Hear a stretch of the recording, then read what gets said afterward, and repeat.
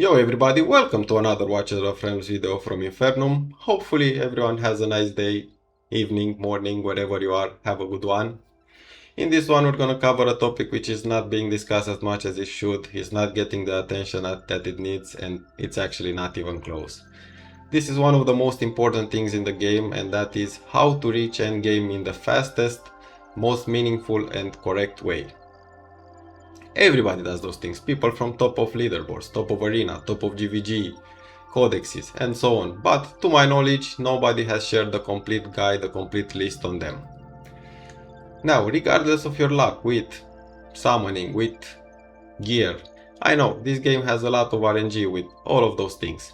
But if you follow those steps, you're gonna get to the end game in a correct way and as fast as possible for your account, regardless of the point you are in the game right now. Now, if you enjoyed this one, remember to leave a like, comment and subscribe to the channel, it helps a ton. And let's get right into it.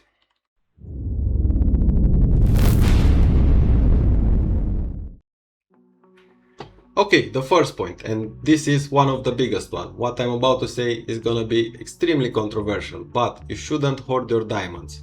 Use the majority of your diamonds for farming.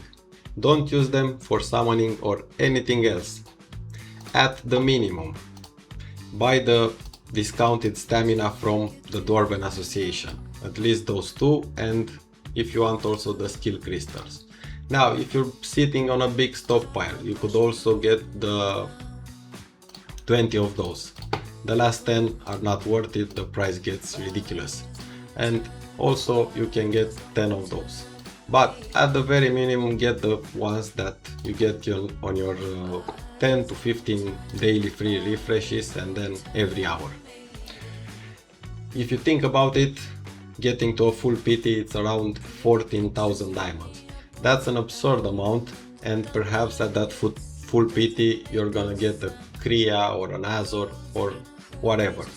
That sets you back around a couple of thousands of runs, maybe 2 to 3,000, something like that crazy. The amount of resources you lose are insane. Trust me guys, farming is the most consistent way to get to endgame as fast as possible. You're gonna get amazing gear. For example, this piece, it's actually from tier 1 and it's not even, it doesn't even have that variant. I just got it like this, it had HP and now we have the gems to switch them. Or another one, this one, it's again another really good one. And also you get a lot of forged materials to get exclusive gear, and exclusive gear is deemed or coded at some point to roll well. Maybe it takes 2 to 3 hammers, maybe it takes 20 to 30 hammers, but at some point it's gonna roll well, and that's gonna be the gear that you're gonna want for endgame. That's the gear that you're gonna want for 250k matrix, for GVG, for arena, for whatever you want in the endgame. That's gonna be the gear to use. Now, what should you farm? In my opinion, you should focus almost exclusively on Gear 2 up until a certain point. Gear 3 used to give good DPS gear, Soulbound and Infernal Roll, but in my opinion that's not the case anymore. Your best DPS gear now is Cataclysm and Hell's Lament, and those you can get from Forge, or you can evolve them from tier 1 pieces which drop in every gear raid. Also, with Gear 2 you're gonna get battle power pieces for your GVG affiliations. You're also gonna get demons. Getting lightning guards close to level 7, I would say, is a point when you should stop focusing so much on Gear 2. Full, the same, close to level 7. The tanks, maybe around level 7 or 8. Healers, the other tanks. As you can see, the best GVG demons are here, and once you get them to a fairly high level, you should stop focusing so much on Gear 2, and by the time that you reach the end game, you will have them above the minimum required. For example, for those two it's level 7, let's say, for those it's maybe around 8 or 9, and so on. So at that point you should stop on Gear A2 and farm whatever Oracle Trial is there. And obviously at some point you're gonna get good enough levels to play GVG. Now the next point, and this is maybe one of the biggest reasons you should invest all your diamonds in farm. You get a lot of Mallory keys. If you just buy those as a free-to-play, you get for sure over 150 Mallory keys per month. From those you get maybe around 67 summons, blue summons here I'm talking. You get a lot of resources to enhance your gear like hammer, spider, augmentations. You also get stamina pots that you can invest back into farming, and basically farming leads to more farming. You're gonna get around 50 to 20 ancients just from the level 1 and level 2 Mallory keys that you do. If you're early game, you get also a lot of skill crystals. I remember a couple days ago I did 10 background fights of only level 1 and 2 keys, and I got 2 skill crystals from it. That's gonna help you level up your heroes much faster. The amount of resources from Mallory is a big step up, and trust me, farming and getting Mallory keys is the way to go towards the end game. Now we do have 3 more points. For the next one on farming, put your tinfoil hat on. So this one is gonna cover seed farming. We don't really know if it's true or not, but basically what you should do, and if you have the time for it, don't bother too much with it.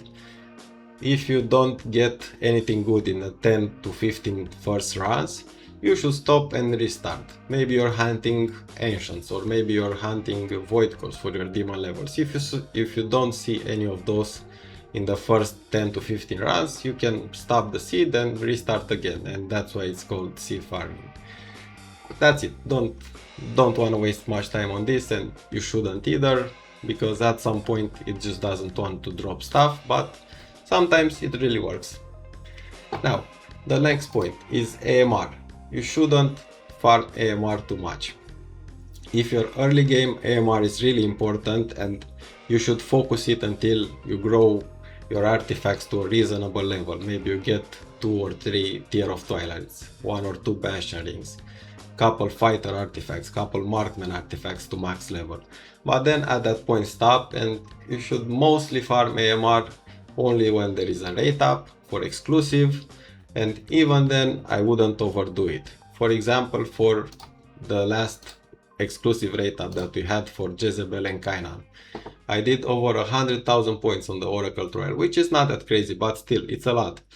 And I got only 1 copy of each. That's ridiculous. The amount of resources that I wasted for that are not justified. At that point you're better off just using essence to level up your artifacts, and sure, maybe you can farm some, but don't overdo it. And the last point, we get quite a lot of free W gold in this game, so you should really get a privilege card with the amount of free W gold that we get from Radiant chests, from now the player center is back, so that's gonna help also. I think everyone can afford to get it, and honestly it's gonna help you a lot for farming. Now that's it for farming. We're gonna move on to the next one. Okay, second point, we're gonna focus on gear gem enhancements. You shouldn't really hoard them. If you have the gear to use them on, don't hesitate to do so. I run a top 10 overlord guild, and sometimes I get on people's account to help them with gearing for GVG or other content. And I noticed they have really good exclusives, for example, but they are not to the level that they should be at. Meanwhile, they are sitting on, I don't know, 70-80 hammers, something crazy, 100 plus Darkfall enhancements, and really that's not optimal for your account. This is gonna step it up to the next level. Now it depends where you are in the game. Maybe for now, let's say you are in the mid game and you want 4 purple rolls. Okay, go with that for now. After you get a few ones like that, say okay, maybe now I want on some 1 gold roll, and so on until you get to the required rolls you want. Those are gonna be the gear pieces that you're gonna use for GVG, for Arena, for BP, for your 250k matrix in the end game. So there is no reason to hold off if you have the gear for them. For example, a ring like this, there is no reason why I shouldn't use as many Darkfall enhancements for it as possible to get it above 4%, right? Okay, next point, we're gonna talk about tier 1. Here I want to cover tier 1 a bit because some of you are in the early game and don't really know what to do with your tier 1 pieces. So maybe you have something like this, a Calamity weapon. This one can actually be made into Wicked Vengeance with the evolution gems. And this is really important because on the best gear for DPS are Wicked Vengeance quads with Unstoppable Force. Now also, if you get tier 1 with Unstoppable Force, make sure to save it, don't sell it, because it's literally the best variant for your DPS.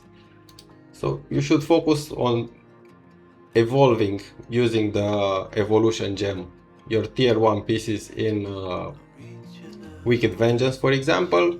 Here I'm talking about Calamity, Annihilation Might, Windrill, and so on. And if you need on those, you can also use, for example, on this one, I could use a Transmutation Gem to change this to crit damage. I could also refine the attack speed, and this would be a pretty good quad Wicked Vengeance weapon. You could use your variant gems if you have really good gear here. A good point to assess this is wonder, is this gear gonna help me for both BP and DPS? If the answer is yes, and it's a banger for example, you should not hesitate to use variant gems on it to get something out of it, because the gear that has this kind of roles is really rare, right? So make sure to use whatever you have on them and don't be afraid that, oh no, I'm gonna get some other gear later and I'm not gonna have resources for it and so on. No, that's not the case. In fact, your enhancements on those pieces are gonna help you step up your account more and more, and then you're gonna get more and more enhancements for them and so on. So be careful with your resources, use them for example for hammer on ancient exclusive ones. Don't be afraid to use your Darkfall, even the perfect Darkfall enhancement. For example, I used mine on this one. Like, what's the point of keeping it? And if I'm not gonna use it on this piece, what am I gonna use it on, right? Be careful with them, but also don't hoard them like crazy. And now I want to talk about the tier 1 for the left side. So here mostly what I want to cover are glacier pieces and also the tier 1 for healer. So this one can be evolved into either Tempered Will or Unshaken Will. This is important.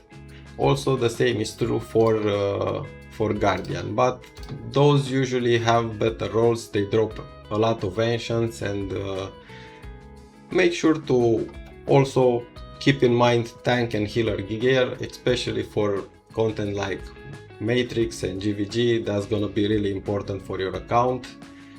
And for healer pieces,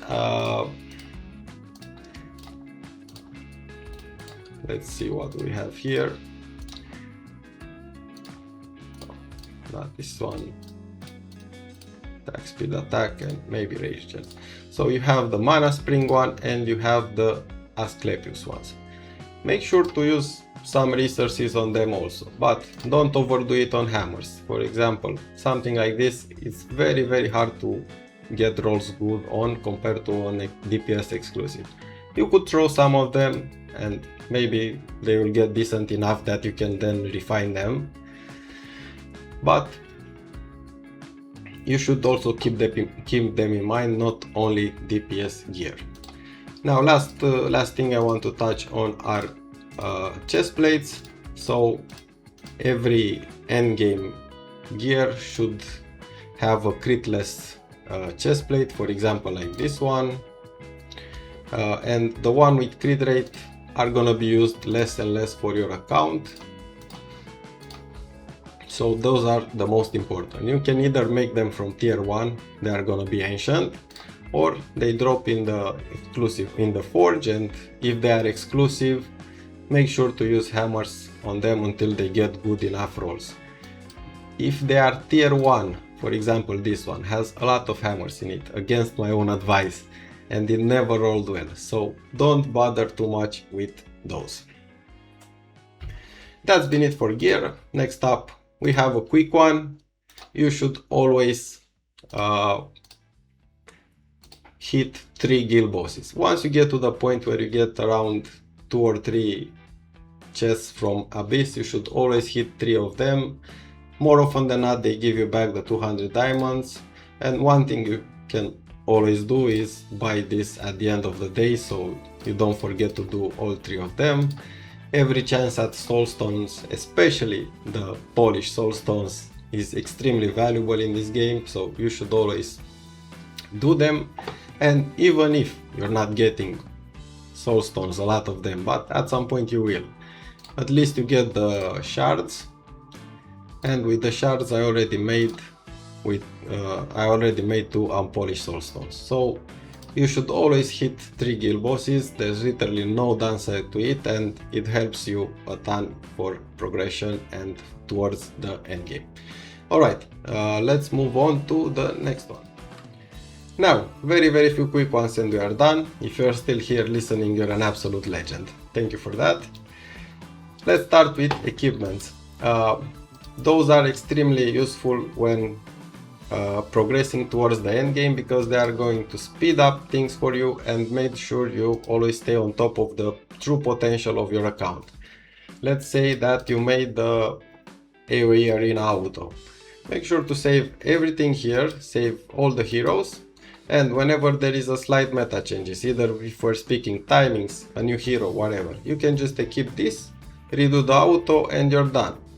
Matrix is another example. It's really tiresome to equip 20 heroes with gear. After you do it the initial time, save it, and whenever you feel like you can improve your score, just equip that, make some little changes, the ones that you need, and this way you're gonna be on top of Matrix, on the potential of your account. That's literally it. Make sure to use the gear plans, they are going to speed up your way towards the end game. Next up, we have a point that is fairly controversial, but in my opinion it's a no-brainer. Don't A5 useless heroes. I know there are some people who would say save everything, don't sell anything unless it's A5 and so on. Let's be realistic, this game is a gacha game and they make all their money, I mean not all, but a lot of their money from new heroes. They are not going to buff old heroes to the point where they become extremely relevant in endgame. For sure, in some cases it can happen that some old hero gets a buff that makes him viable in some piece of content or whatever. And at the very least, okay, you're not gonna sell everything, but at least save them. For example, I have here a bunch of useless heroes that I don't use. Maybe Venoma, it's a good example, right? I'm not gonna A5 my Venoma. What is the point when maybe in a month or 2 months there's gonna be a Kigiri Soulstone in the shop and I can A5 him by selling this copy, right? So my recommendation here is be mindful of your awakenings. Having everything A5, it's really for whales at this point.